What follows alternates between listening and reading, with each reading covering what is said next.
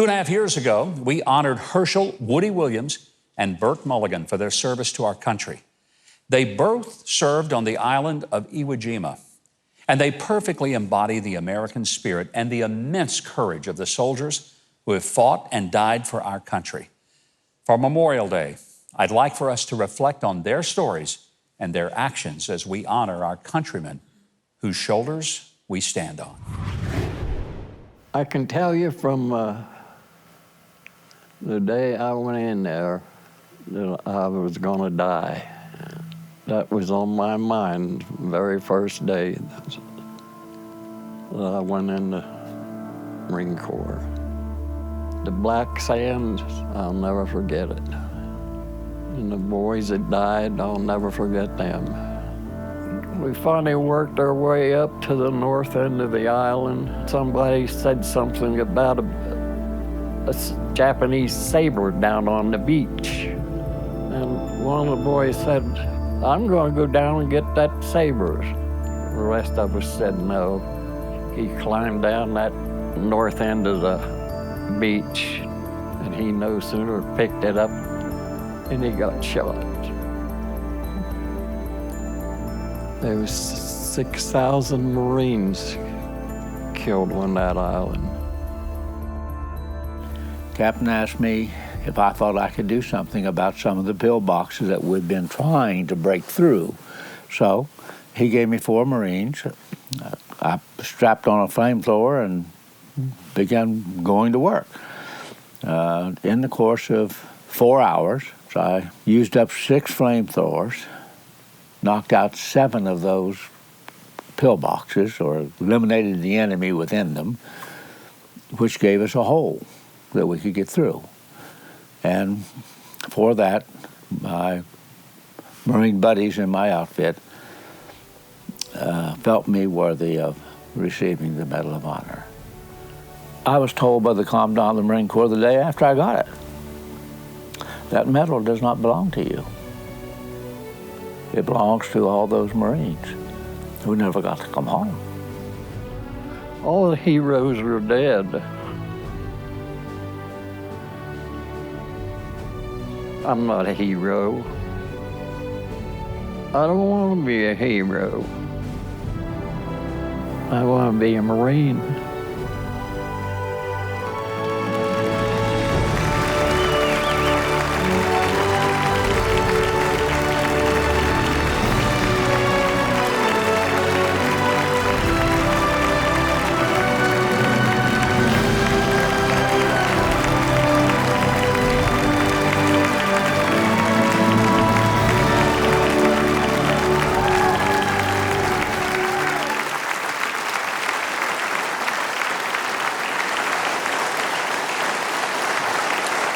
Well, they're heroes, and we want to thank Burt Mulligan and his family for allowing our crew to film part of his story. Thank you for your service, Burt. You indeed are a hero, and we salute you. We also say thank you to Woody Williams, a Medal of Honor recipient who just happens to be my next guest. Give a warm welcome to Herschel Woody Williams. Thank you, sir. Thank you, Woody. Thank you, Governor. It's an incredible honor to have you with us.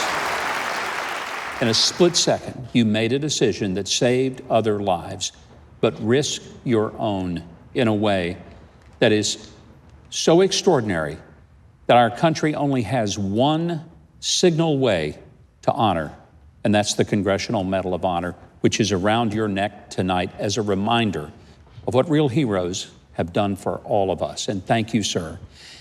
Your service in World War II, you know, when I stop and think, you're 95 years old. Good to be alive at 95. Well, you're not just alive, you're vibrantly alive. That's what's impressive. You may outlive the rest of us around here.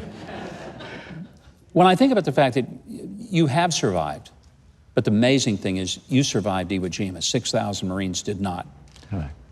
Do you ever stop and just say, God, why me? I keep asking that question. Why me? Yeah. When others right beside me didn't get to come home. So I asked that question.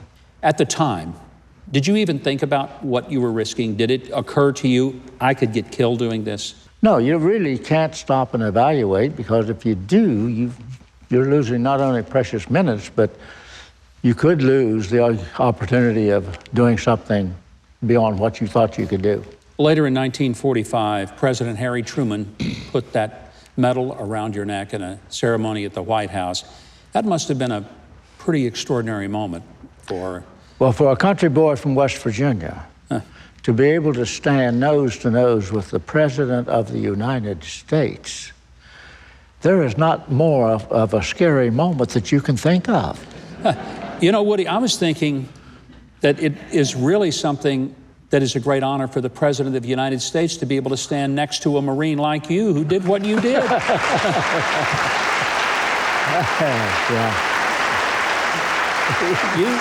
You have spent a lot of your life trying to make sure that we didn't forget these Gold Star families, the ones who lost a loved one, whose son, whose husband, whose brother did not get to come home. That is true.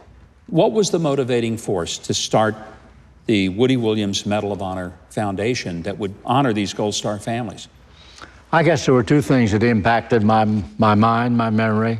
Just before I went into the Marine Corps, as a 19-year-old youth, I was delivering telegrams to the families who received that telegram from the War Department to tell them that their loved one was not coming home. It was a traumatic experience for a 19-year-old boy that knew nothing about war and couldn't appreciate really what sacrifice really meant.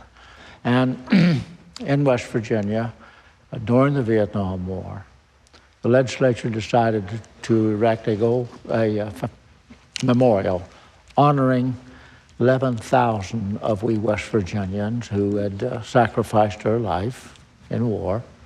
And that, of course, had an impact also because their families had never been recognized or honored or paid tribute or anything for their sacrifice, and they gave more than I did. So we decided that we ought to have something, and we did the very first Gold Star Families Memorial to honor anyone related to that individual naturally grieves, and to honor the families of that individual who sacrificed his life in the armed forces.